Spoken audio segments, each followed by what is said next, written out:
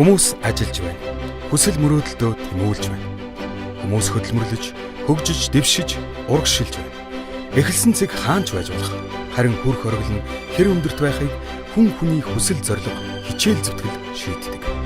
Эзэн хичээвэл заяа хичээхийн үлгэрлэл эх орныхоо хөгжлийн үндэслэл болсон санаан зөв учраас заяан зөв яваа эгэл монголчуудынхаа түүхийг энд өгүүлнэ. Санаа зөв бол заяа зөв. Энгийн амар тайван айдасгүй амьдрал түүний баяр баясгал. Инээсэн, мишээсэн, баясгалантай царайг хараад тэр жаргалтай болдог. Хот нойрсож байхад тэр ажиллаж байдаг. Иргэд амарч байхад тэр бидний энхийн манаанд зогсож байдаг. Тэр бид бүгдийг амгалан тайван амьдраасай гэж хүсдэг. За намайг Болдоотор хотел хамсран гэдэг. За 2005 онд улмаар цагдаагийн ахтын буюу анхан шатны цагдаагийн 3 сарын курс гэж байсан курс суралцад өгсөд цагдаа гарах төвлөгдөж цагдаагийн байгууллагад анх үйл тавьсан хүн.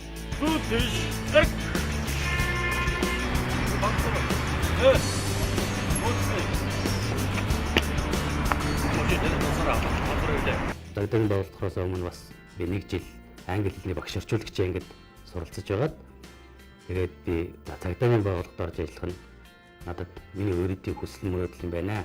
Би энэ ажлыг цаашдаа өөрөө хийж чадна гэсэн үндсэндээ би цагдаагийн байгууллагад орж ажилласан.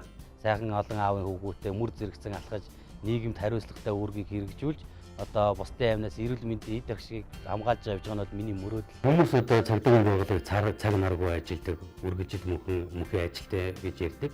Энэ бол чухал шаардлагатай үед үүдээ одоо гадаадын төч төлөвлөгчдийн уулзал, мөн бас одоо баяр туслал наадам ийм үед болохоор бусдад инх замбраагүй байдал бий болох бусдын сайхан байлгыг баярлуулахын тулд цагдаагийн албаагчил үүрэг гүйцэтгэдэг. Энийг л хүмүүс ерөөсөө баярлдаг, цаг наргүй ажилдаг гэж ийм ойлголттой байдаг. Би бол зөвхөн ажил үүрэгтэй би одоо зөвхөн цаг заваа ингээд зориулдаг ч гэсэн бусад тохиолдолд одоо гэр орон суусандаа аяр хүүхдтэй ах トゥ амаас одныхаа ажил төрөл туслах тийм ээ. Тиймэрхүү ажилд бол хөдөлмөрчлөх хүн. Нийгэмд бас нэг л үүрэг оролцоог л бий болгож байгаа. Эхнэртэй гэрүүд одоо 10 жил болж байна. Манай эхнэр бид хоёр бас 10 жилдээ нэг ангийн 2 хүүхэд байсан. За энэ миний ажлын арлын даалгавранд байдаг хүн бол миний гэргээ. Улаанбаатар хотод улмаар шилжиж ирцгээгээд 2010 оноос хойш амьдарч байгаа. Одоо 2 сайхан охинтой.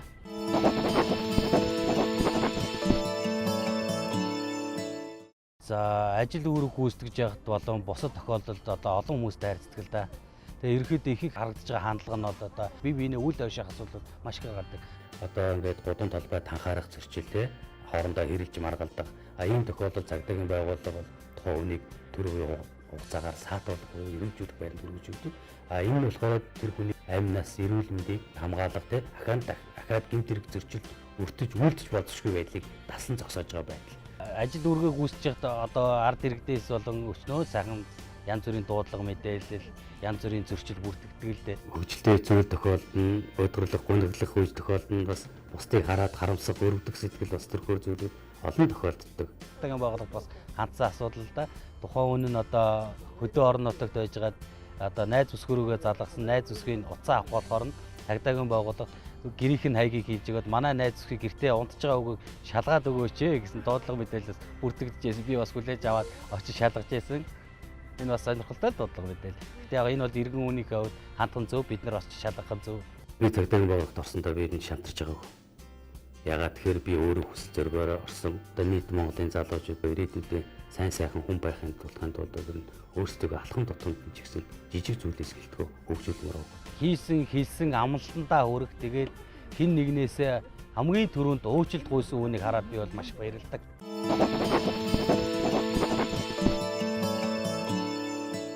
Хүн боломжийнхоо нэг миний бодлоор ерөөдөө нэг 60-70% л ашигладаг гэж боддог. Одоо боломж бол Монгол улсын иргэд та бүхэнд бол бүгдэнд нь байгаа. Тийм учраас одоо ажил хөдөлмөртэй байж хүний амьдрал эрүүл тэгш байна. Тийм болохоор ажилтай байж орлоготой байна. Орлоготой байж хүний нийгмийн амьдрал сайн сайхан болох учраас та бүхнийг одоо арх сотрол дундаас татгаж сайн сайхан нийгмийг бүтээхийн төлөө та бүхнийг уриалж байна. Хүн хүндээ итгэж, итгэлийн дааж, нэгэндээ гэрэл бэлгэлж явах нь бидний амьдралыг утга учиртай болгодог. Эрхэлсэн ажилдаа эзэн нь байж, хүлээсэн үүргээ хариуцлагатай биелүүлэх нь биднийг зориг руу маань хөтөлж байдаг. зориг мөрөөдөлдөө хүрэхийн тулд зогсолтгүй хөдөлмөрлөж, тасралтгүй сурдаг. Үр хүүхэдтэй сайхан ирээдүйг үлдээж, өөрсдөө гэгээлэг өнгөрсөнтэй байхын тулд зөв амьдрацгаая.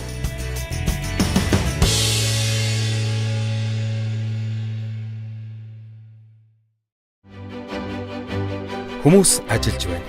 Хүсэл мөрөөдөлдөө тэмүүлж байна. Хүмүүс хөдөлмөрлөж, хөгжиж, дэвшиж, урагшилж байна. Эхэлсэн цэг хаанч байж болох. Харин хүрх оргил нь хэр өндөрт байхыг хүн хүний хүсэл зориг хичээл зүтгэл шийддэг. Эзэн хичээвэл заяа хичээхийн үлгэрлэл эх орныхоо хөгжлийн үндэслэл болсон. Санаан зөв учраас заяан зөв яваа эгэл монголчуудынхаа түүхийг энд өгүүлнэ. Санаа зөв бол заяа зөв.